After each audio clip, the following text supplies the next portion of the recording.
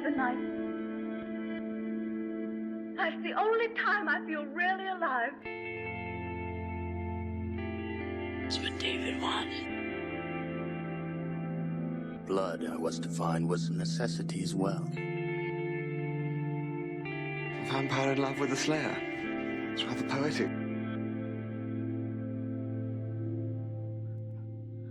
I am the monster that breathing men would kill. I am Dracula. Good evening, my fellow vampire lovers. The sun is going down, and you know what that means. It's time for me to record another episode of my podcast, The Beautiful Dead. As always, I'm your host, Alina Nazari. Follow me on Instagram at The Beautiful Dead Podcast. That's when you get to find out where I'm going to be, what I'm doing.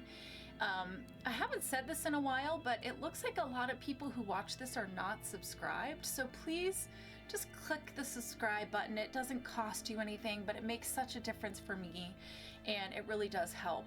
You know, share things, comment on the video. It really does make a difference for me. But if you want to know where I'm going to be, last minute changes, you know, if you missed me being in New Orleans for the Vampire Masquerade Ball, go find me on Instagram, because that's where you get to see all that stuff. I am really excited about doing this one. This is one that I had already done on my podcast, but it was when it was audio only. And I did want to do it, and I was just kind of waiting for the right time.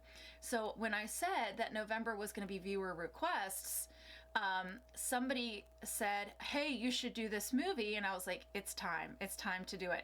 So I believe it was Kay Dussel that said, you should do this movie. If I'm wrong, I'm really sorry. I'm doing this off the top of my head, but we will do this one this week, and then we'll do one more viewer request next week, and then we'll get to something that everyone has been begging me to do. So we are talking about Dracula 2000.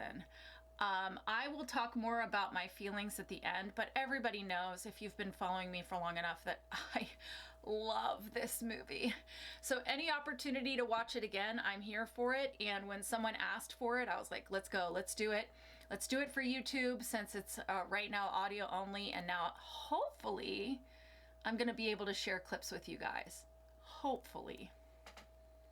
We'll see. So, before we get started, we do have some vampire crossovers. Christopher Plummer plays Van Helsing in this, and he was in Nosferatu in Venice, also called Vampire in Venice. And you can go to Hack the Movies, because we reviewed it on his channel, unfortunately. Johnny Lee Miller is Simon in this, and he was also in the 2012 Dark Shadows with Johnny Depp, as well as Byzantium. And I did that, so go find it on my channel if you don't know what Byzantium is. And then Nathan Fillion, Prince Nathan Fillion, we love him. He's in this, and he was Caleb in Buffy the Vampire Slayer, the TV show. And I was surprised he wasn't in any other vampire things, because that man works. He has done so much, and he's done a lot of stuff that I really love, but I'm surprised he was not in any other vampire things. All right, let's get into it. If you have never watched this channel, massive spoiler alerts. I tell you everything from beginning to end, all the twists, who hooks up with who gets killed, all that stuff. So don't get mad at me if somehow in the last 25 years you haven't seen this movie and you don't know what's going to happen. Don't get mad at me when I tell you exactly what happens. We open on 1897 and the Demeter crossing the ocean. If you don't know what the Demeter is, clearly you have not been watching this podcast. We see the crew dead, and we all know what happened because we all know the Dracula story. Correct? I'm right? I don't have to give you a backstory? Okay, perfect. Then we see Dracula walking the streets of London. It fades out, and then we cut to 2000 in London. We see Selena and Simon, who work for Mr. Van Helsing, and they work in his antiques and artifacts. I wanted to say dealership. Is that what you call it? Anywho. They're talking about a crossbow that Simon was able to obtain for Mr. Van Helsing. And it was made to shoot these big silver, long, sharp silver, like bullets, I guess, or I don't know what you would call them, but they're long, heavy, thick silver, very pointed. And he makes a joke about how Mr. Van Helsing's great-grandfather or grandfather would love this thing because he was a vampire hunter. And then Mr. Van Helsing laughs and he's like, oh, how ridiculous that book was, making my grandfather look like a vampire hunter. And then we see that the place is called Carfax Antiques. And if you don't know Carfax, clearly you don't know Dracula. So I don't have the time to tell you all that. Then we see that Simon has the hots for Selena, but she is not interested. I guess they hooked up a month prior in a moment of weakness on Selena's part, but she's like, that was a mistake, I'm not into it. Then we see a man, his name is Trick, and he's dressed as a constable or a security personnel, and he gets into the antique place with his crew, and the crew includes Nightshade, Marcus, and Eddie, and then a thug with no name. It's a heist, and they get into this vault. Upstairs, Van Helsing is listening to music, and we see him take out some leeches. The criminals are able to get into the vault despite its very high security, and it opens up to basement stairs leading down. Selena sees the open vault and she walks down the stairs towards the criminals.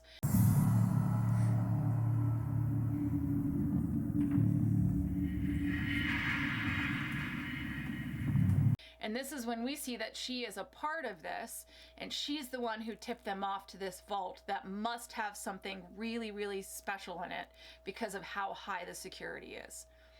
We see Van Helsing use a syringe to draw blood out of the leech and then into himself, and then he burns the leech. We see that the vault door was protecting the descending stairs, and then down in the stairs in the catacombs, there's another door which is metal with a cross on it and chains. So they take everything down. Yes, exactly. And then that takes them into another room where there is a long metal coffin that's covered in crosses and sealed shut. They can't get it open, and in the process of trying, they push it off its platform, which triggers spikes and then a spiked door. So Nameless Thug is killed and Eddie is killed. And this results in a lot of blood spilling onto the coffin, which then sucks it in. And you guys know this, I love that trope. I love the trope of the blood accidentally getting on the coffin, and that's what helps to bring the vampire back. Van Helsing hears the alarm and he's like, no, it can't be. And he arms himself and heads down. The thieves use explosives to get out and take the coffin with them. And Van Helsing finds the empty chamber and says, God help us all. Then we get flashes of something. It's a nightmare, which wakes the girl up who's having the nightmare.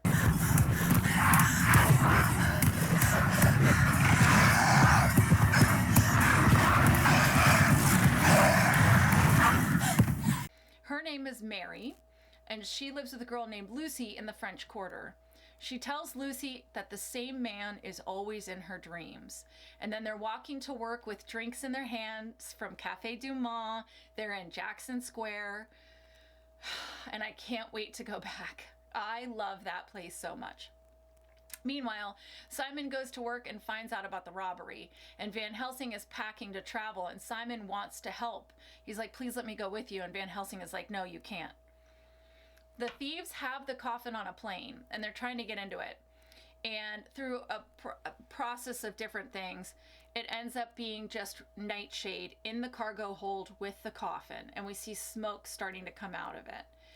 And then he turns one of the crosses on top of the coffin, which opens the coffin. And then we see a corpse that has a metal faceplate, metal cuffs, and leeches all over it. And he tries to pull one of the leeches off, and it lands on his eye.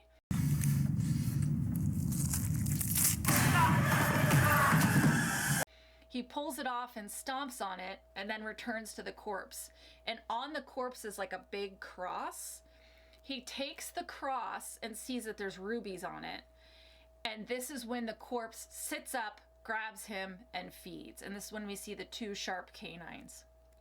The others hear a yell, so Trick goes into the cargo hold and sees only the coffin and the stomped on leech. And inside the coffin is dead Nightshade with his throat ripped out. Then Dracula descends and kills Trick. And apparently 2 men is all he needs to feed on to be healed and young again and very good looking. So he goes to Selena and Marcus, and he basically just puts his hand out, and Selena walks right into him. And then she's bitten. Marcus shoots at him, but Dracula just pulls out the bullets. 1 bullet has hit the hull, which is exposing sunlight. Dracula calls storms and kills Marcus, and the plane crashes. Somehow Mary is connected to Dracula because she sees a vision of him on the plane, like she's standing there, and he sees her. So she's in her apartment, he's on a plane, but they see each other. He starts walking towards her, and she's telling herself, wake up, wake up, wake up, wake up. He smells her, says her name, and then Lucy enters and walks right through the apparition, which makes him disappear.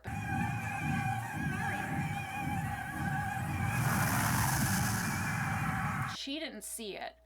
Mary starts to cry, and she thinks that she must be going insane. Later, she's confessing to a priest that she's been dreaming of this man her whole life, but this time she could feel his breath on her skin, and she knows he was there. She asks the priest if her mother ever spoke of her father or why her mother took her away from her father. She thinks that her mother was afraid of something, and she knows that she must have confessed something because she was there a week before she died. And she wants to know if her mother had some kind of terrible secret. And this is when we learn that Mary is friends with the priest, who's named David. They grew up together. And she begs him to tell her whatever her mother confessed, but he says she never confessed anything. At the New Orleans airport, I want to go back. We see Van Helsing has arrived, and on the TV is a story about the plane crash. And in the story, a reporter named Valerie is next to the crash site, and it looks like the bayou. And we learn that the coffin and the survivors were taken to the local town hall. And we also see that Simon has taken it upon himself to fly to New Orleans because he's also in the airport, but Van Helsing doesn't see him yet. At the crash site, Valerie, the reporter, is trying to get some B-roll and record some stuff for a later segment. So we see the POV of the cameraman looking through the camera. The sun is setting, and then all of a sudden she arches back and her throat is sliced. The camera doesn't pick up Dracula. So when it's dropped, then you see him behind her. She runs to the van as the cameraman is killed. Dracula rips off the van door, so very, very strong. And he extends his hand, and she goes to him.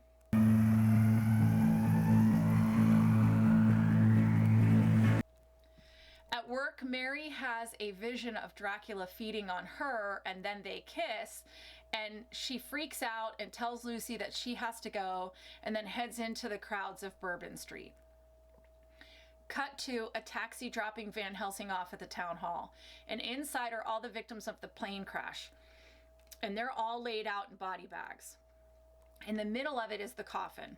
And this is when we see Van Helsing has brought this crossbow that has these big, sharp, thick, silver bullets.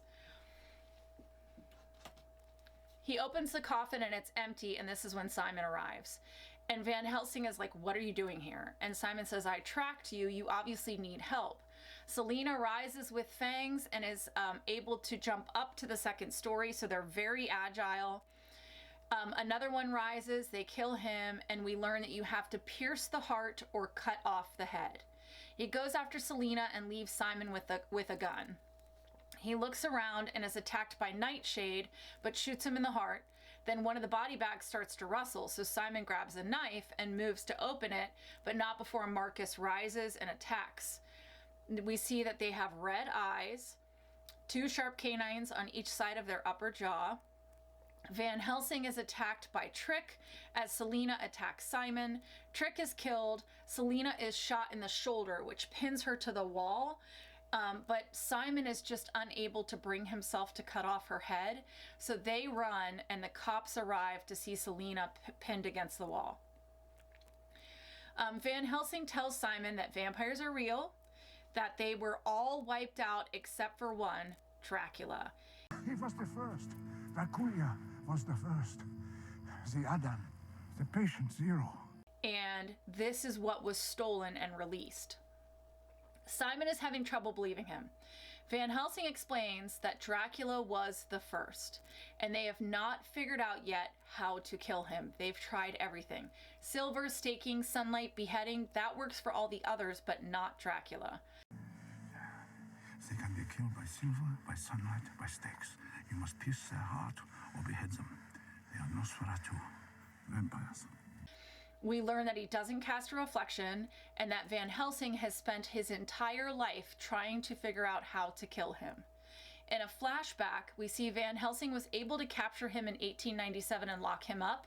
So he has been using the blood sucked out of Dracula into the leeches. He pulls the blood from the leeches, injects it into himself, and this is how he's been able to stay alive for over 100 years to guard Dracula. The only thing he's learned so far is that Dracula hates God and anything religious infuriates him, and then we see a picture of Vlad Tepes.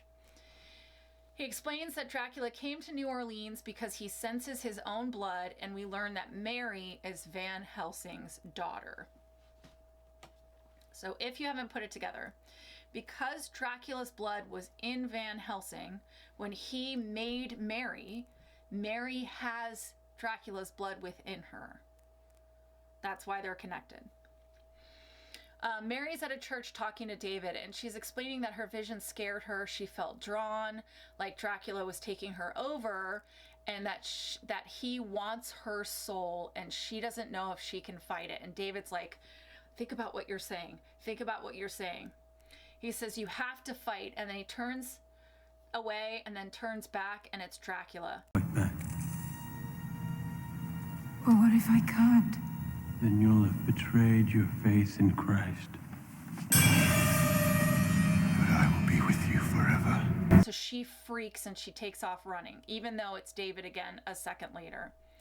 Out in the quarter, Dracula is watching the partying from above, and he jumps and lands down in the crowds. So they can't necessarily fly, but they are extremely agile, and like cats, they always land on their feet, which is very handy. He cannot believe the debauchery that he is seeing, and he is loving it. He's seeing naked ladies, people getting trashed, people making out in public, but then he sees coins hit the ground, and he has a reaction to it, but we don't know why yet.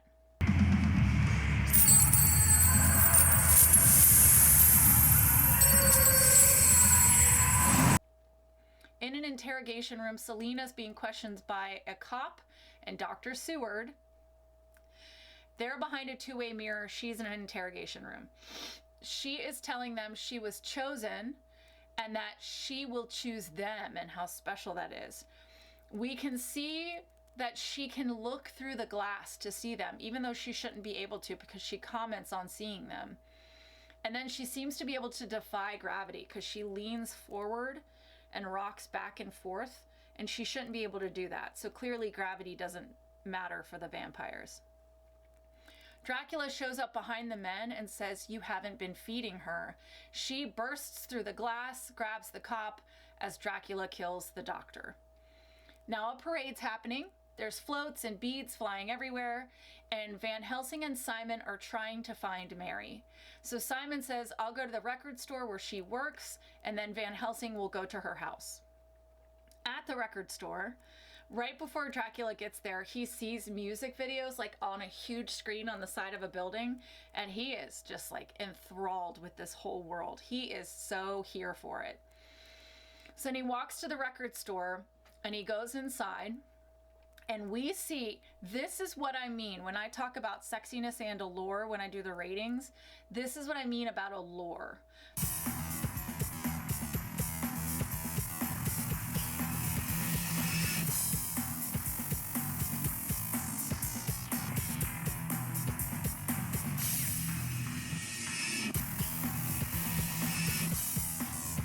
So he walks into the record store and every woman turns and is staring at him like he is a big piece of juicy steak and they are starved. So this is what I mean. They're very affected. Lucy comes down the escalator and clocks him and says, can I help you? And she says, I'm here for Mary. And she's like, Mary? Well, Mary left. But then she invites him over to their house And he, of course, follows, and she gets there, and Mary's not home. But she's like, but you can come inside for coffee if you want. And then we get one of the best lines of the movie. Hey, can I get you some coffee or something? I don't drink coffee. She goes upstairs to get comfortable, and he beats her upstairs. So they're very fast. Either they can teleport or they're extremely fast. Then they get it on. And I have never been more jealous of a woman in my entire life. Just saying. Every time I watch this movie, I'm like,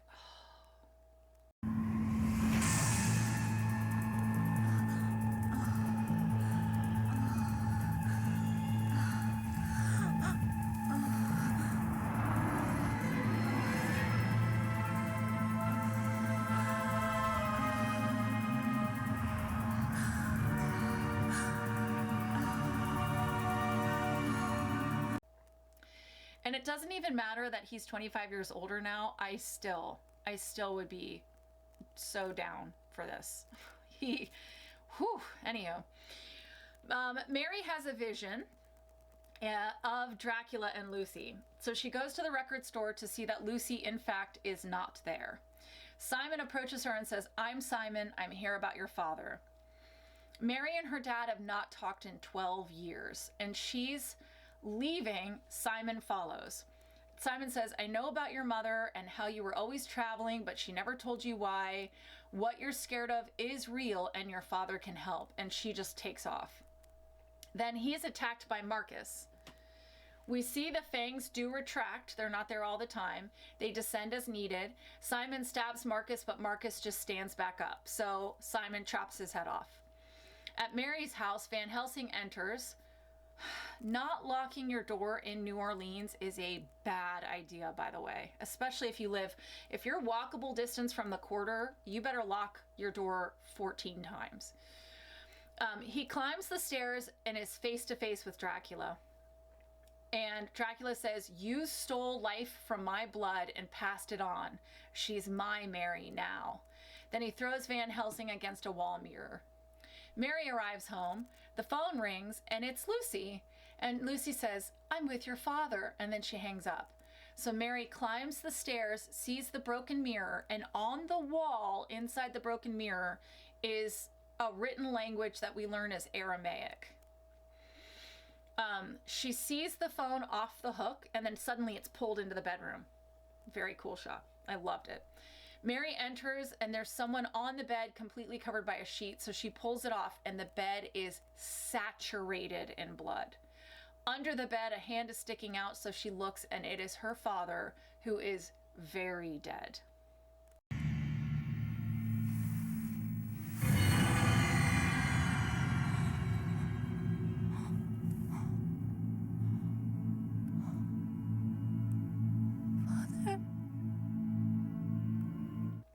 Lucy grabs her, and we see Lucy has fangs now. In the hallway, it's now all red. All the walls are red, and there's like curtains blowing everywhere. And then we see Valerie is there. She's turned. Selena is there, and she's like climbing across the walls down the hallway.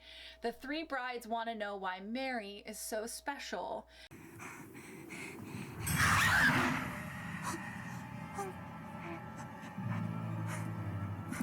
So what makes you the one? What do you have that we don't have? Oh, I know.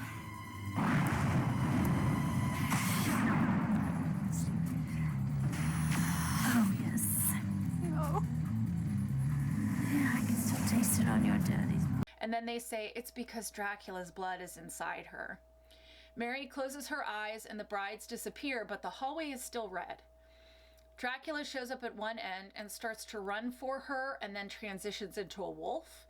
She runs out, Simon runs up, and Dracula dives out. Simon shoots the wolf, who turns into a flock of bats and flies away. It's such a good scene. I'm telling you, I love this movie. Simon and Mary are driving and decide to go to a church to seek shelter away from Dracula.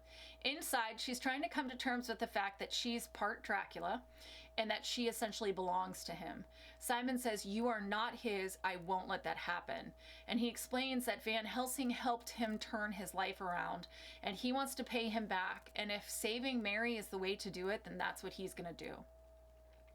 He gives her the cross taken off of Dracula's chest in the beginning, and we see it's also a dagger. They do research in the church library, finding out that Dracula goes back to the 15th century, a warlord named Dracula. But Van Helsing told Simon that he actually thinks Dracula is older than that. Dracula detests all things Christian, Bibles, crosses, but also silver. And he's like, but why silver? In the texts, we see the Aramaic written on Mary's walls, and she is able to read it. And he's like, you know Aramaic? And she's like, no, but he does. It's been a dead language for almost 2,000 years. Believe in me, for I am the way to eternity. You know Aramaic? No, but he does. Dracula enters, they throw Bible pages at him, which burst into flame. Mary runs, and Dracula disappears. Now Mary is in a cemetery, which if you guys ever go to New Orleans, you've got to check out the cemeteries. And we see it's filling with fog. And you know me, I love a foggy graveyard in a vampire movie. Dracula's leaping from tomb to tomb, chasing her. He gets to her and says, "I have searched centuries for someone like me, who is not bitten, but is born." Then he says like a bunch of romantic shit to her. Simon approaches, so Dracula takes off with Mary. Now Simon is back on Bourbon Street in the crowd, and he sees the three brides, and they're like weaving in and out of the crowds. So he knows he's on the right track. And he looks up and he sees a big neon cross, and for whatever reason, he knows to head that direction. In a courtyard, he's attacked by the brides.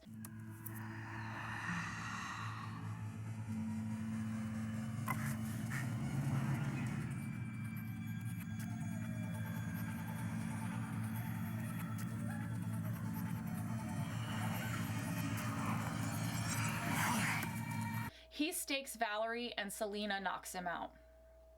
Dracula and Mary are on a rooftop, and he's trauma dumping about his last sunset on the earth and how that made him who he is. And then he says, "Let me show you," and he bites her. They levitate as he drips blood onto her, and then it absorbs, and then she sees his memories.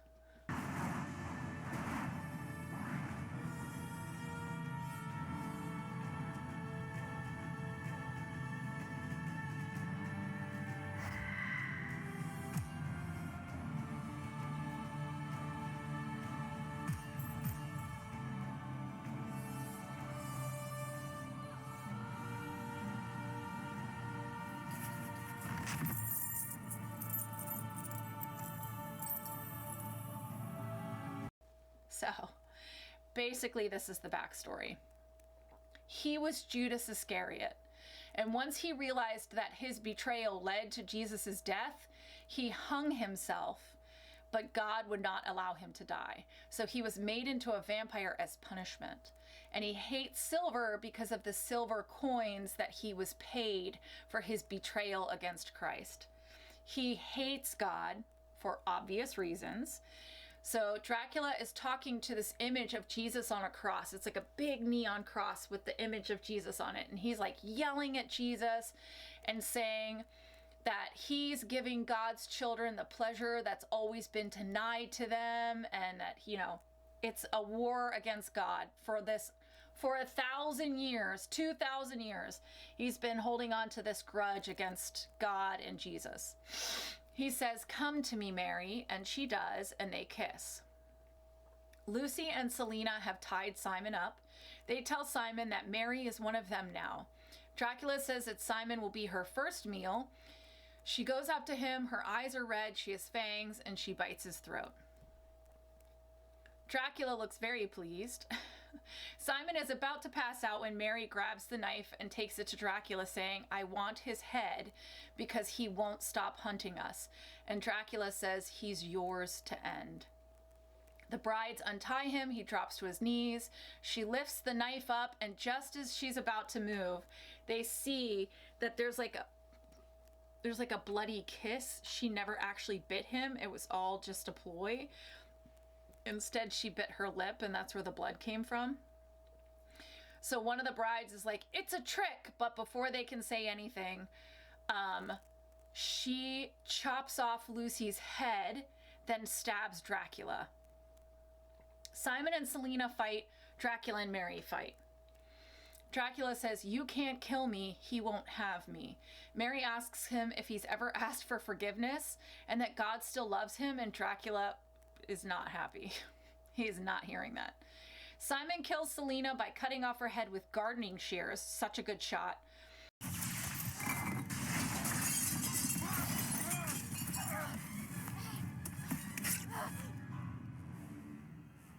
Son, Better make it good. you and I, we could. Basically, she's like, oh, you're not going to kill me. And he goes, psh. I love it. Mary grabs a cord and wraps it around Dracula's throat and says, this is how you die, then throws them both over the edge.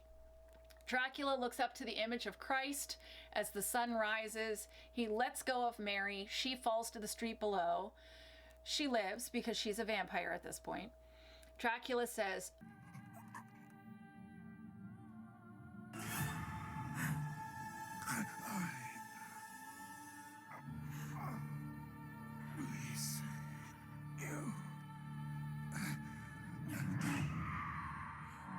I release you, and then she turns human again, and then Dracula bursts into flames as Simon reaches her on the ground. We see the flashback, we see Dracula as Judas Iscariot, we get a voiceover, and then Mary is now writing in a journal. And she says she is the keeper of Dracula's ashes, and she finally knows who she is, Mary Van Helsing. Then her eyes turn again. Today the rope did not break, and he was burned in the first light of dawn. I am now the keeper of what remains. If the soul of Dracula still flickers in his ashes, I will keep it forever contained. For the first time in my life, I know who I am and where my future lies. So he may have released her, but like ultimately she does still have Dracula blood inside of her. I don't know what this is supposed to mean, but her eyes shift. She's in leather. Her and Simon walk out of Carfax Antiques. Credits. Then we get Closer, which goes so hard at the end of this movie. It's one of those songs that I use when I need to lift heavy, but it goes so hard at the end of this movie. I think the only thing better is the end of Ghost Ship when Mudvayne plays. But that is it. That is Dracula 2000. All right. Tropes I love and tropes I hate. I already told you. I love a foggy graveyard. I love when blood falls on the coffin and that's how the vampires get woken up. I love good old Dracula stories.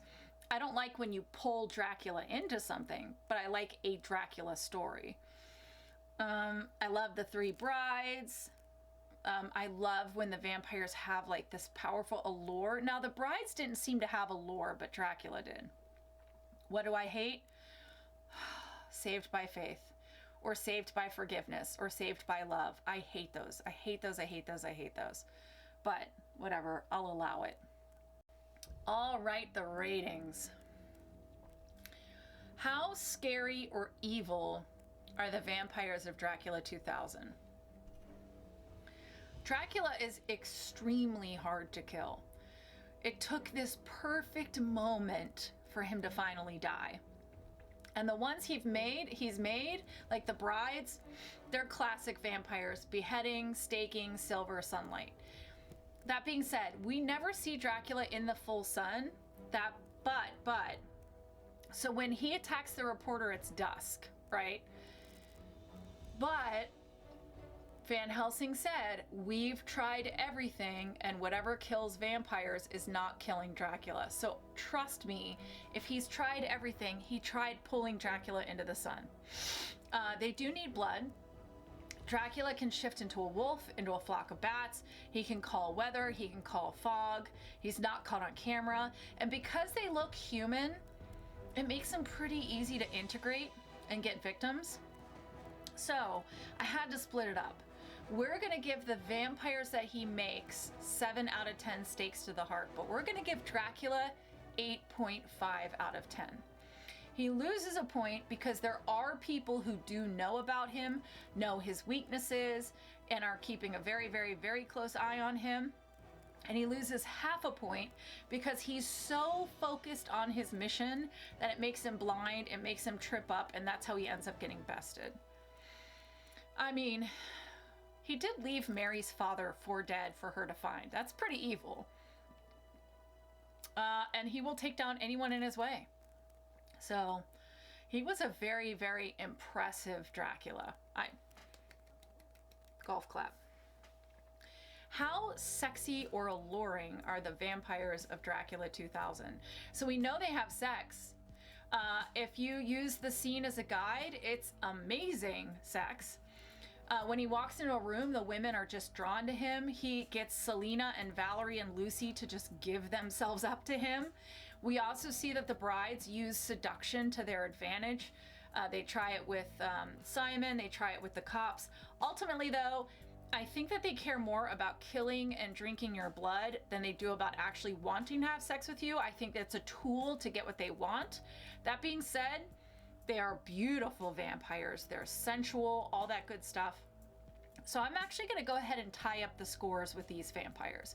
I'm going to give the brides a 7 out of 10, and I'm going to give Dracula 8.5 out of 10 onks for sexiness and allure. Knowing everything I know about vampires, as astute as I am when it comes to these things, even knowing how it's going to end, I 100% would have walked straight into his arms. I'm just being honest. My thoughts. This is probably the 30th time I've watched this movie, and I will watch it 100 times more. There's something about it that I just love. It's very representative of the time. I just said last week, like, let's bring back 2000s vampire films, please. I remember the first time I saw it, I absolutely hated the Judas twist. It doesn't bother me so much anymore, and I think it's because I recognize the creativity in it. It does explain the aversion to silver. It does explain, like, how anything holy is just disgusting to him. So the tie does make it feel kind of possible. My one gripe, like I said, is the saved by forgiveness trope.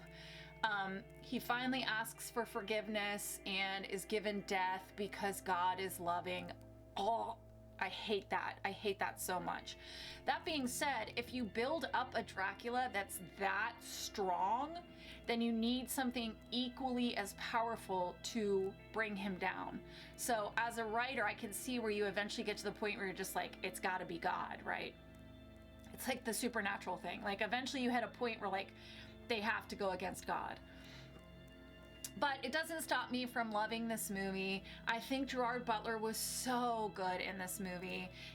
And it's one of those casts where everyone, no matter how small their part is, gives their role 100%. And you combine that with the 2000 soundtrack, set it in the French Quarter, it's like it was made for me, okay? It's like it was made for me. I cannot wait to move down there and turn this movie on in my very own New Orleans apartment. I cannot wait for that moment. I wish he had come back for the sequels. I will do the sequels sometime on this channel, but I think I need to prepare myself because I remember really, really, really hating the sequels. So I kind of have to prepare myself for that. Next week, we're not doing the sequels. We're gonna do our last viewer request. Well, technically the last two in November are viewer requests. Next week, we're doing Dracula Rising, which I don't know if I've seen. I guess I'll find out when I turn it on. That was a viewer request. And then the last weekend of November, the one you guys have all been begging me for, we are starting the Underworld series. So the last weekend of November and then every weekend in December will be all 5 Underworld movies. Watch Hack the Movies because he and I did what is the worst Underworld since I was already watching everything and you guys have asked so many times for us to do this. we want to give you guys what you want, so we decided to go ahead and do it. I'm not sure exactly when he's going to drop that one, so just keep an eye on his channel. Make sure you're subscribed and you turn on notifications so that you know when we drop stuff. But we are doing What's the Worst Underworld on his channel, and then on my channel we'll be doing every single movie, talking about it from beginning to end, just like I do for every other movie. You guys have been asking for it, so Merry Christmas, Happy Holidays. We're doing it. So, happy Thanksgiving to all of you. I love you. Thank you so much. I'm so grateful for being able to do this, and that there's people who want to see me do this and want to see me talk about it. Please continue to send me your requests, and I will do more viewer requests. I'm going to just start peppering them in randomly and just let you know. If you request something and I've decided to do it, I will respond to your comment and tell you exactly when it will drop so you can know. I love you all. I wish you wicked hugs and bloody kisses. Good evening. And big finish. Thank you.